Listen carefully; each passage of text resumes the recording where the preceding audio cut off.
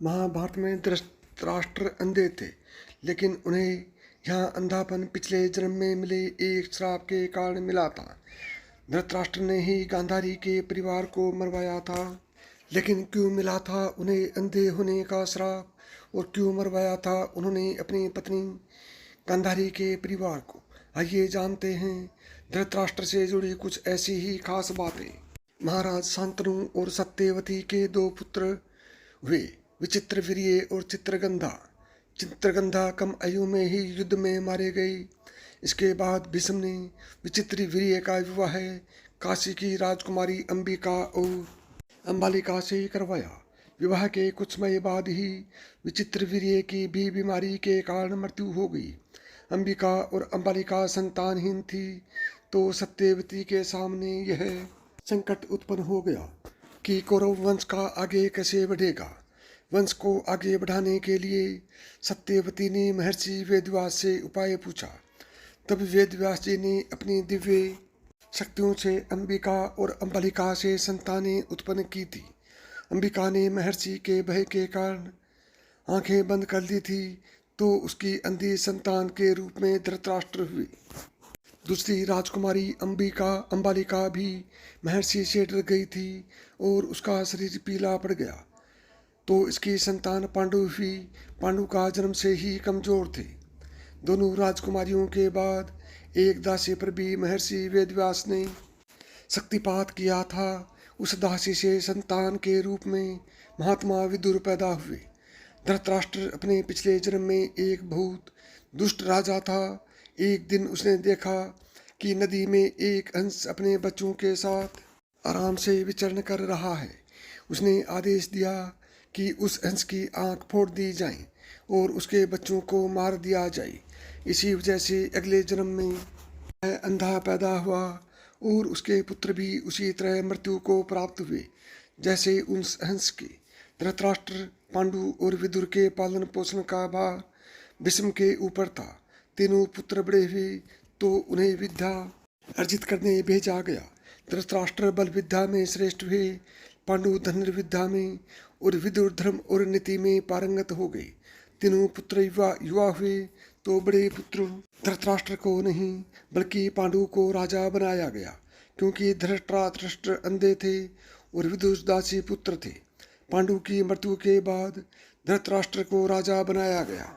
धृतराष्ट्र नहीं चाहते थे कि उनके बाद युधिष्ठिर राजा बने, बल्कि वे चाहते थे कि उनका पुत्र दुर्योधन राजा बने।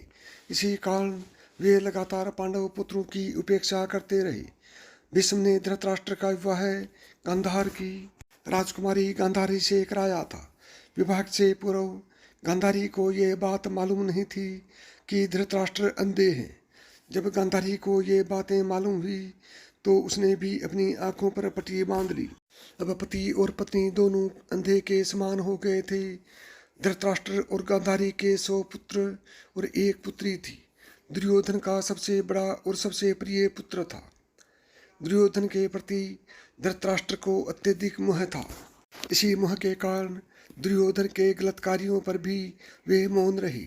दुर्योधन की गलत इच्छाओं को पूरा करने के लिए भी हमेशा तैयार रहते थे। यही मोह पूरे वंश के नाश का कारण बना।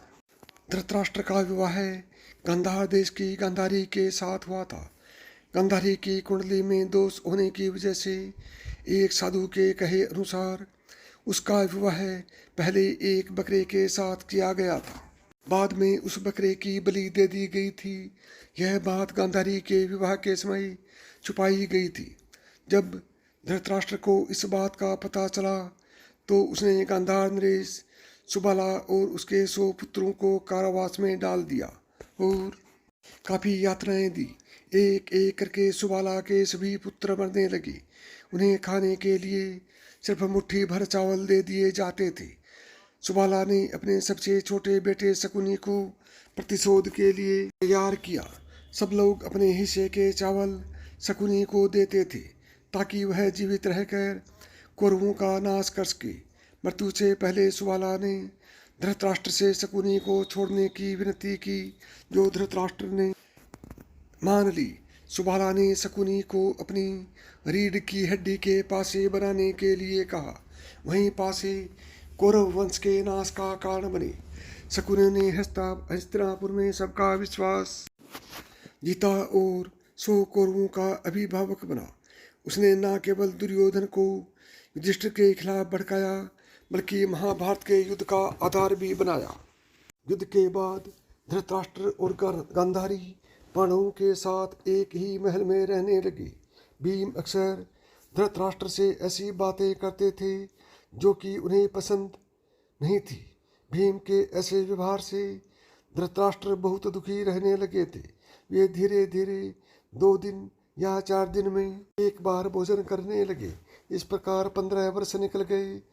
फिर एक दिन धृतराष्ट्र के मन में वैराग्य का भाव जाग गया और वे गांधारी के पास गया और वे गांधारी के साथ वन में चले गए।